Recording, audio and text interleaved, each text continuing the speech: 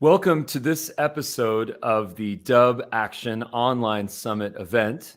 Today, we are going to be talking with Lydia Huang about unleashing and awakening your marketing powers. I'm really excited about this topic because I have my own perspective about it and what it means to me, but I'd love to hear from the expert here. So Lydia, if we could just get started, maybe you could start with a short bio. And then what we'll do is we'll go ahead and share your slides. And then after that, we'll follow up with a Q&A. Yes. Yeah, I'm so glad to be here. So hi, everyone. My name is Lydia Huang, and I am a recruiter turned marketing career consultant at my own company, Awaken Career. So my company provides marketing-focused job search strategy and recruitment insights to really help marketing job seekers to understand what recruiters are looking for and also how to awaken their marketing power for their next move.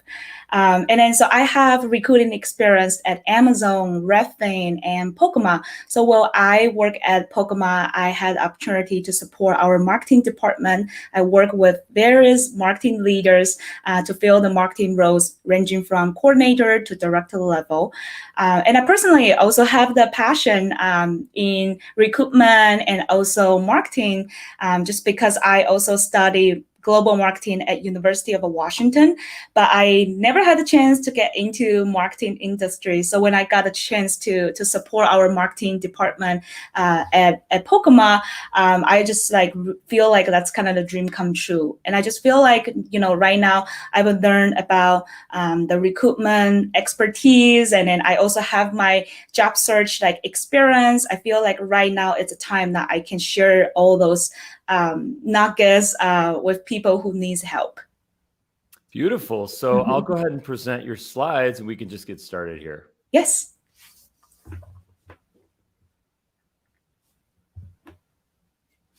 All right, take it away. Okay, perfect. So like I say, today really just want to help you understand how you can awaken your marketing power for your next move. Okay, so next slide. So I want to talk about the problems that I actually observe as a former recruiter. I would say that 80% of the marketers actually don't know how to market themselves when it comes to job search. And these numbers always shock me because in my opinion, I feel like marketers are so good at promote or market product or service for the company, but for some reason, when it comes to themselves, it's a different story. But I feel like there's actually more problems under this, so I want to kind of share that with you. Okay, so here are 3 problems that I actually discovered as a former recruiter. I would say the first problem that I see is that job seekers actually don't have a visibility in the recruiting process.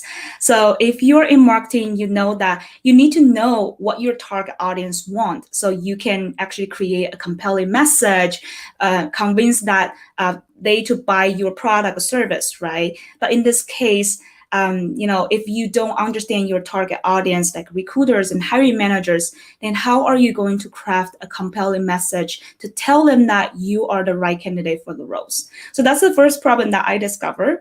And then the second problem that I discovered is that job seekers can't really find a specific job search guidance for marketing roles. And yes, there are lots of free resources on Google, on YouTube, but if you really look into that, those are really generic job search information. And I would say there's probably 80% of the job search guidance right now in the market are for tech roles. And you have to understand that when hiring managers are looking for talents, they're looking for totally different things in tech roles and also in marketing roles. And then the third problem that I discovered is that job seekers still use the traditional way to apply for the roles. And when I say that is that most of the job seekers still go to companies' website or maybe popular job boards like LinkedIn, Indeed, and then they just apply for the roles and then sit back and wait for the response. Which that's not going to be really effective in 2021. So that's why today I really just want to share, the different way that you can market yourself and really helping you to market your skills and experience for to the potential employers. Okay, so I want to start with resume because everything starts with resume, right? But how to really market your skills and experience, and this is the things that I want to share with you. So first, you need to be really specific in your profile statement, or you call it career objective sections. I would say that you probably will use like 2 to 3 lines to talk about your overall work experience or your career objective. And this is like really important section for people who maybe in their early career, or maybe they want to change the industry or the field in marketing. Because again, you want to help the recruiter understand what you're really looking for, why you apply for the roles. And then from the recruiter perspective, I can easily to tell that this person have 6-year PR experience in entertainment industry. So one thing you have to keep in mind is that recruiters only spend 3 to 5 seconds to review each resume. So your job is how to write a message that can really quickly catch their attention within that short period of time. This is also a section that you can kind of talk about your keywords and also the skills. And we're going to talk about more keywords in the few next slides. Okay, and then next, when you're ready to write your work experience, it's always good to use like 5 to 7 bullet points to provide detailed information about your role responsibilities and also your achievements in that position. And this is the most important information on your resume, because when recruiters spend that 3 to 5 seconds to review a resume, this is the first information that they are going to check. You want to start with the title. It's really easy to understand. I would say that there's so many different marketing titles in the market, and maybe in your company you have some of the unique job title. It is better to just like change it to the common one in the job market, because you don't want to confuse, the recruiters and hiring managers. You want them to easily to tell what you do. And then you may want to just also add some of the short descriptions about the company, because again, not every recruiters or hiring managers will understand about what your company do. Even you are with like a big company, Google or Amazon, it is better to just tell the recruiters which division that you work for, what product that you work on. And for, to just write the work experience, like I say, to use like 5 to 7 bullet points to write that. And it's always good to start with power verbs. So in marketing, I would say the power verbs that will include like maybe developed, create, build, collaborate. Those are really good power verbs that you can use to start write your statement. And one thing that you don't want to miss is metrics. In marketing, metric is super important, because every company want to hire a marketer who can, create amazing work that can increase company sales or maybe increase company brand exposure. So it's always important that you have metrics while you're writing your work experience. Okay.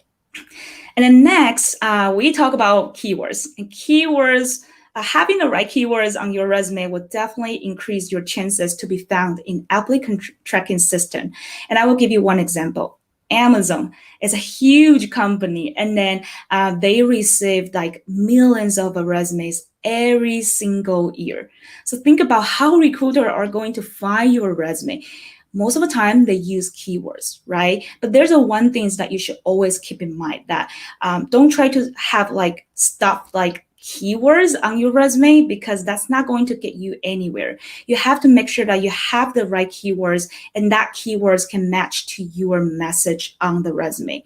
And on my website, I actually have this free marketing keywords resource for job seekers. So I would say if you are struggle to find the keywords on your resume, then definitely go to my website and download that resource to help your resume creation. Okay. Okay. The next, I kind of want to talk about LinkedIn, because if you are, doing a job search, you really need to be on LinkedIn, because LinkedIn has so many different opportunities. And I guess how I met Ruben is also from LinkedIn. So there's so many potential opportunities, so many good people that you can meet. And then today, I want to help you understand how you can build your personal brand and market yourself to potential employers. So here's the facts. 90% of the recruiters are constantly using LinkedIn to search for talents, but only 1% of active users know how to set themselves apart from the crowd. I want to give you 2 examples. So first, from recruiters' perspective, last year in 2020, I sent out almost 4,000 LinkedIn message to prospects. And guess what? I would say only probably like 40% of people respond to my message. And I think that the 60% of the people is that, okay, they might not interested in the role, or maybe they're just not that active on LinkedIn. And some of the people who respond to my message, it's like 3 months later, and then the role is already closed. So that's why it's so important that if you're looking for a job, you need to be on LinkedIn really often. And from the job seeker's perspective, again, I want to use my experience as that I didn't apply to any roles online in the last like 3 months, but I have 3 different Google recruiters reach out to me just in the last 3 months. They just offer me the job opportunities. And I think the big factors here is actually your personal brand, because that can also trigger the algorithm, right? When they are looking for the talents on their end, they may use the keywords, but everybody can have the keywords. And I think the algorithm is kind of like, assessing that how often that you are on LinkedIn, do you contribute anything on LinkedIn? And that's how to put your profile on that page 1 when the company is looking for talents. Okay, so first of all, you have to build an all-star LinkedIn profile. How do you know that you have an all-star LinkedIn profile? On your end, you're gonna see the icon, that badge to say that you have this all-star LinkedIn profile. But this is not enough, because this just means that you fill the most of the informations on LinkedIn. But actually, oops, sorry, can we go back to that? Yeah, and I kind of want to show you about my LinkedIn profile. How can you also catch recruiters and potential employers' attention, and also make it more like memorable? So once you have this all-star badge on your end, what you can do is you can add a banner, right? Like I have this banner to really tell people what I do. I have this professional photo, and then I have my headline to talk about who I help with, like marketing job seekers, right? I also have my title as a recruiter turned marketing career consultant and my own company, Awaken Career, and the company that I used to work for. So those are really eye-catching informations, and that will actually make people want to read through the rest of the informations. So those are like the way that you can starting to build your personal brand on LinkedIn. Okay. The next way that you can try is create educational content to share your knowledge. So those are marketing influencers on LinkedIn that I actually follow. Daniel is a really big marketing influencers on LinkedIn. He posts the content every single day, and I've learned so much from just his content. So if you are trying to kind of have some of the content ideas, maybe you can start with Daniel's post. And Daryl, he is really good at marketing operations, because this is his specialty, and he currently works for Amazon. So he shared lots of niche topics about marketing operations, and also he gave like career advice to people who want to get into marketing operations.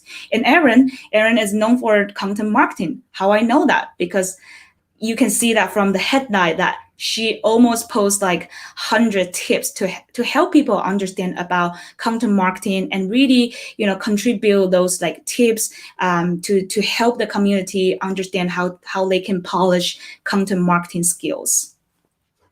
So that's one way that you can build your personal brand. If you're not ready, that's totally fine. You can still comment and share your thoughts on other people's posts, right? And here are two examples that I want to show you. On the left-hand side, I just recently actually have the comment on this person's post because he is talking about personal branding, and I love about personal branding, so I share my thoughts, and he responded to my comment. He also reached out to me on LinkedIn to connect with me. So that's actually one way you're starting to expand your professional network on LinkedIn. And then on the other part, again, I just make the comment on somebody's post, and I got like 33 likes, right? Again, you never know who will actually see your comments.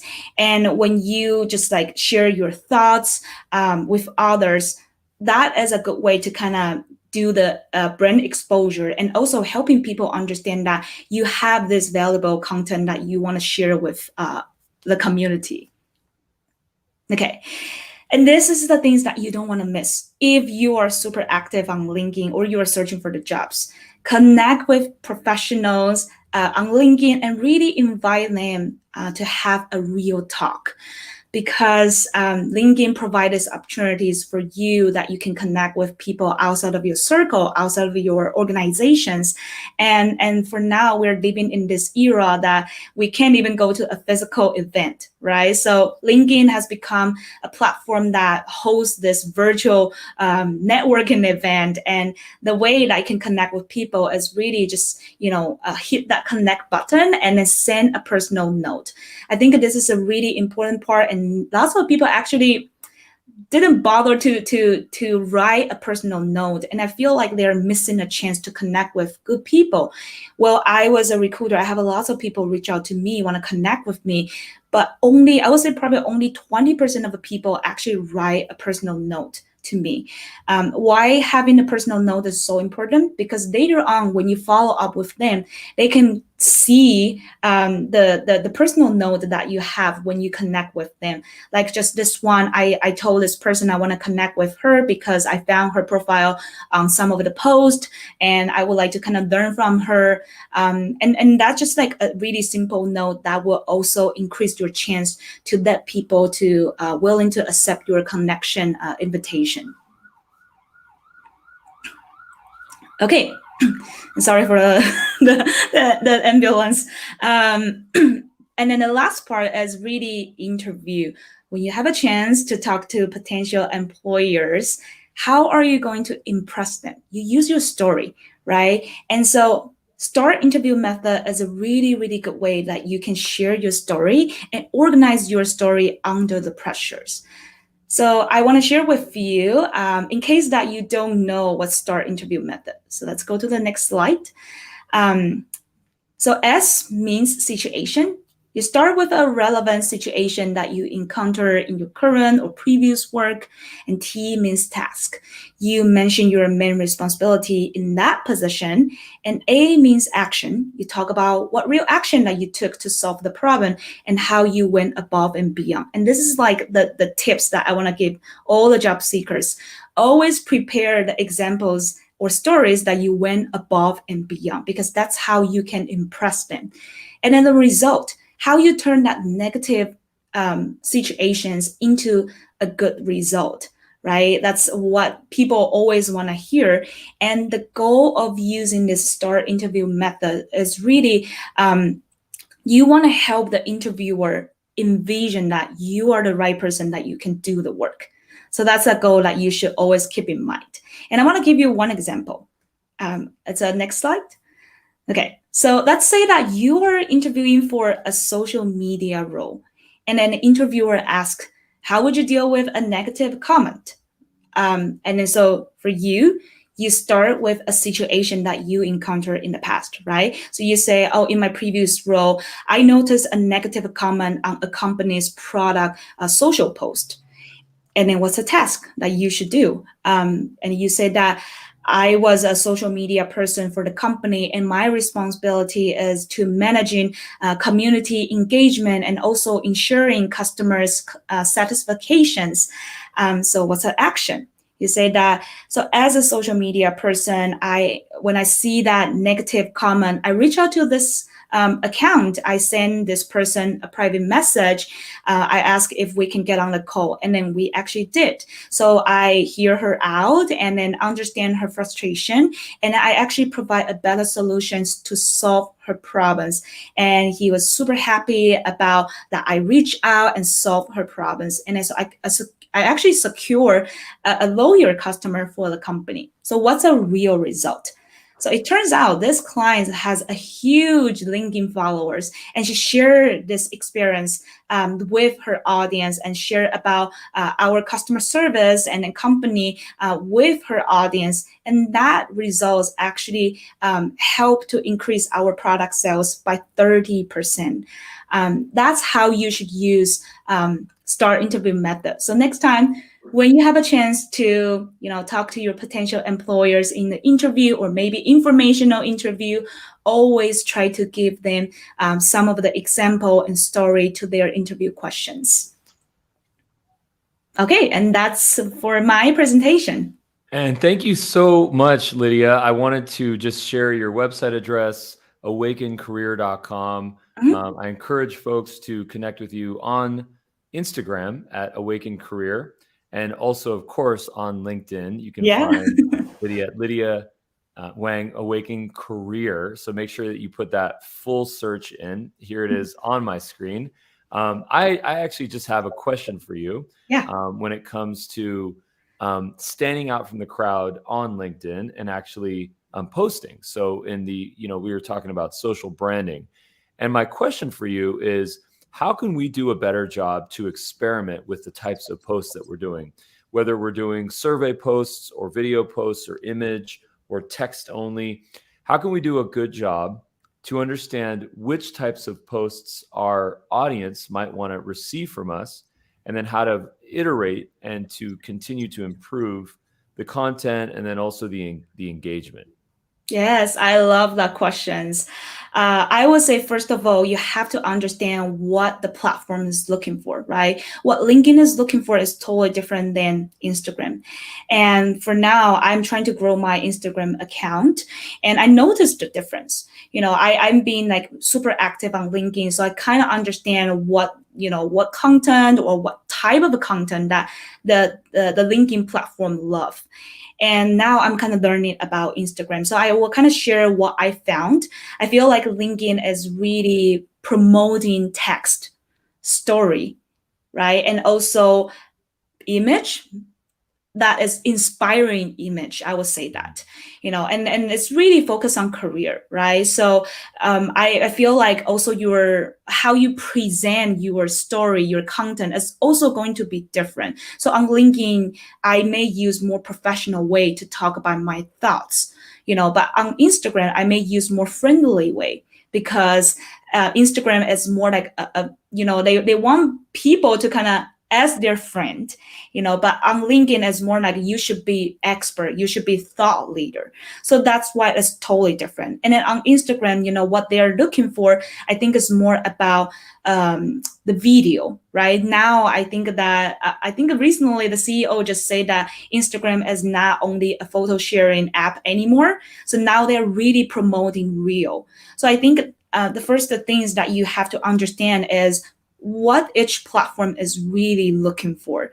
And I would say that in terms like what type of content that you should have, I think it's all about experiment. Because even me, I still trying to like experiment like a different kind of things. Sometimes I have my personal story. Sometimes I share my job search experience, my recruitment insights, marketing, survey, right? And I think people actually like that mix, because no one want to just like hear resume for whole week, right? It's kind of boring. And that's why I'm trying to kind of like, give them a little bit different like theme, every day. And, on your end, when you're trying to create a content, you should always definitely thinking about what's the market really need, And then for me, I always trying to solve the problems. I want to bridge the gap. So I'm trying to represent people's voice. I may have, recruitment experience. I sometimes use recruiter's voice to talk about what I discover, but sometimes I also change to job seeker's voice because I also experience a really tough job search experience. So I think it's because I have those different kind of experience, and I just feel like I have so many different thoughts that I want to share with people. So it's more about what kind of message that you really want to share with your audience. And I feel like most of the time my content can really resonate with most of my audience, just because I feel like I'm not only use one way to talk about the things. I'm actually use different perspectives to share my message, to share what I found with people, and it's more about educating people, right? I think that there's a few mistakes that people need to kind of think about it, is that most of the time we use our stories first, right? Like story is a good way, but you can't always just share your story, because you also want to understand that there is a different perspectives. How can I say that? Like, for example, let's say I thought, everybody would know the basic like job search strategies, but it is not. People who may never try like recruitment will never understand that. So that is also the way that you can also help people understand that. I think like just share like different like perspectives. That is a right way to start with creating your content. What a fantastic session. What a fantastic insight. We encourage all you guys watching to connect with Lydia, to connect on social channels, Awaken Career. Lydia, thank you so much for your time, and stick around for some post-production notes. I really appreciate this. Thanks again. Thank you.